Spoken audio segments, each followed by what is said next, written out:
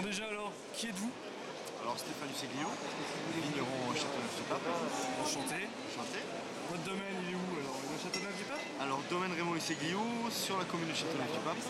Exactement, on a la cave qui est située en plein dans le centre du village. D'accord. Et on a un point de vente également sur la route de Courthézon. D'accord. Donc alors on va goûter un de vos vins. Ouais. Donc c'est la cuvée impériale. Impériale, Alors voilà. ça impose déjà, hein, cuvée impériale 2009. Millésime 2009, tout à fait. Donc allons-y, on va le goûter. Alors, Allons-y, qu'est-ce qu'on va trouver un petit peu dans ce vin? Donc c'est une cuvée de vieilles vignes, hein, ce sont des vignes centenaires, très majoritaires Grenache. Grenache. Ouais, on est à 90% Grenache environ.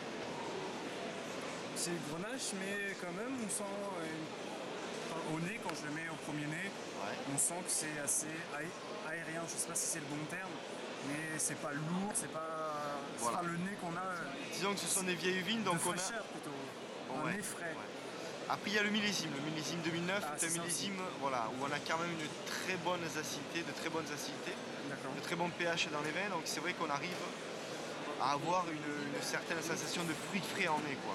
On sent un peu le cassis, c'est un peu framboise, un peu cassis, et voilà, on sent un petit peu le côté un peu terreux aussi, hein, le côté tertiaire un peu au niveau des arômes. C'est un nez très complexe, il y a beaucoup de choses. Voilà, Donc, c'est un vin qui titre quand même 15 degrés, mais Oui. on a en fait la concentration des vieilles vignes, les tanins, l'apport des tanins masque un petit peu ce côté un peu alcool. Hein, c'est vrai qu'on a. D'accord. Donc on va le goûter alors. Ouais.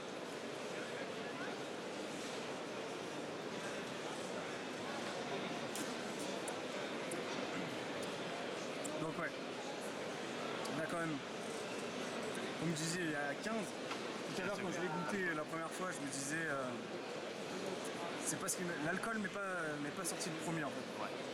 Mais il m'est arrivé après parce que Il je me fait suis partie de la structure du je vin. me suis dit après, mais il y a quand même quelque chose, il y a quand même, il y a quand peu même, d'alcool, il y a tout à quand fait. même du monde. Hein. Je me suis dit voilà. En fait, ça fait partie de la structure de l'alcool. Disons qu'on Voilà. pourrait ramasser des grenaches à 13 degrés qui ne seraient pas mûrs au niveau de la matière phénolique et on sentirait de l'alcool. Tandis que là, sur des tanins bien mûrs, on ne sent pas l'alcool parce que justement la matière enrobe. Enrobe, c'est le côté alcoolique. D'accord. Donc on a une attaque plutôt sur le fruit gourmand, croquant, et voilà. Et ça se termine sur la puissance, Du vin, du terroir, voilà, du terroir. la puissance du Châteauneuf, du caractère Exactement. Châteauneuf. Ouais. Non? C'est ça, et puis en plus, le gros avantage des vieilles vignes, c'est qu'on garde quand même une certaine finesse en bouche. Je ne sais pas si vous l'avez senti en dégustation, Oui. et on sent, voilà, les vieilles vignes amènent une finesse qui permet de vraiment allonger le vin. Alors qu'est-ce qu'on pourrait manger alors avec ce type de vin? Après, c'est tout ce qui est comme beaucoup de vins rouges, hein, tout ce qui est jolies pièces de bœuf, Oui. entrecôte, côte de bœuf, magret de canard. En fait, il faut une viande qui ait du caractère, qui puisse supporter la matière, le côté tannique du vin. Voilà, tout ce qui est jolies pièces de viande rouge essentiellement. Ah oui.